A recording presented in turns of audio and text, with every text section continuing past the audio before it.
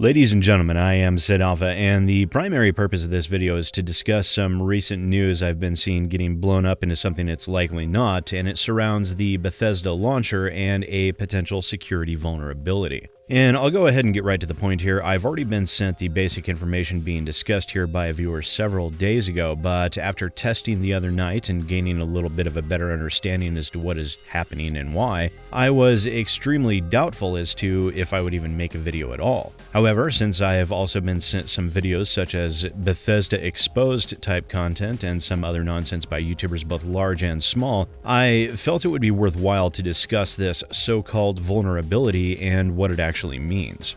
So here is the allegation being made, that if you copy-paste a link that is launched through your Bethesda launcher, that link can grant access to your Bethesda.net account to anyone who happens to obtain it. And this is both true and false at the same time. So here is what is actually going on. When you click within a link that takes you to the Bethesda store page, it opens up the storefront within your web browser, and you'll notice when it does so, it logs you into your Bethesda.net account immediately. And it does this via a single sign-on URL with a signed and encrypted JSON web token. This tokenized URL contains all of the information needed to log into your account from a web browser, and it actually happens pretty quickly, even with my poor internet connection. So if you are looking to copy-paste the link, you can do so, but it will only be visible for about a second or so. After that, the token is processed and the URL gets redirected to the required page with your user account logged in. Now, if you do manage to copy this link, as will be shown here, it can be copy-pasted into an incognito window, or in the case of what I was doing, my sandboxed Windows 10 virtual machine.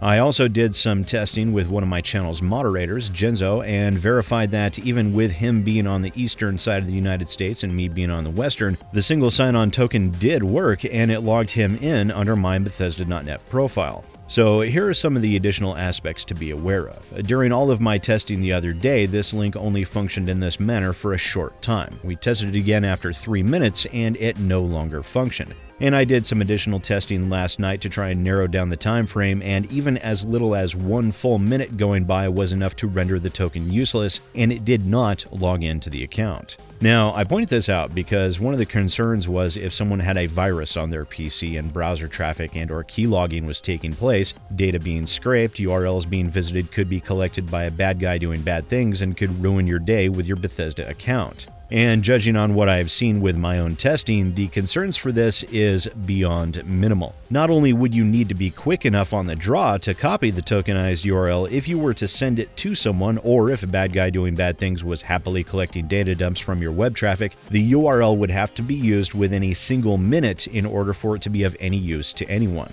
But let's say they did get access to your account. What would they be able to do? Well, realistically, not much. They would gain access to your full name and address, they would be able to purchase games under your account if you happen to be foolish enough to save your payment methods within your account, and they could see your transaction history. If they wanted to change anything, they would still need to answer the security question, and an email would be sent to you if they even tried to change that. Now, granted, they would gain enough information for a bit of social engineering, but the chances of someone being able to gain access in this manner is so small, so minuscule, that I'm frankly surprised this is getting blown up into some sort of big deal. But on top of that, there are a few things that Bethesda seem to not be doing that they absolutely should or could. The first is that these tokens should be one-time use. Now, an argument could be made for allowing a brief window of time as opposed to strict single-use tokens, the first being internet stability. Now, if your ISP drops some packets halfway through, you don't want your browser timing out on you.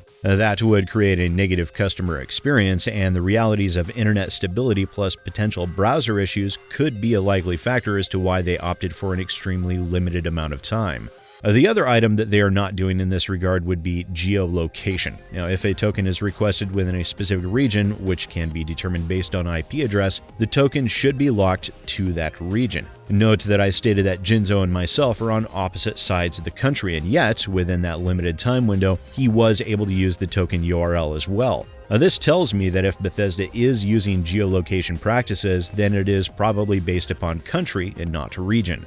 Regardless, as I said, the chances of this even being a problem are so infinitesimal that the YouTubers I've seen claiming that Bethesda was exposed or that this was in some way a massive issue are either grossly misinterpreting what is happening, simply clickbaiting, or even possibly taking whatever opportunity they can to dunk on Bethesda. And I don't mind calling out Bethesda over their terrible business practices and actions of late. I really don't mind that at all. But when it is over something that is such a complete non-issue, I really don't think it wise to break out the torches and pitchforks. Yes, this industry has severe problems. Yes, it is exceptionally frustrating to see, but this is, at least to my mind, not one of those times. And while many of you will be wondering why I'm even bothering to make this video, it's because there might be a potential of some bad information getting out there and people blowing this out of proportion, so I wanted to make sure that people knew what was going on and why. I think that's important, because we don't want to be tilting at windmills. We don't want to be jumping at shadows. If we want to criticize Bethesda, I feel it would be important to make sure that we criticize them over something that is legitimate, which I don't see this as being.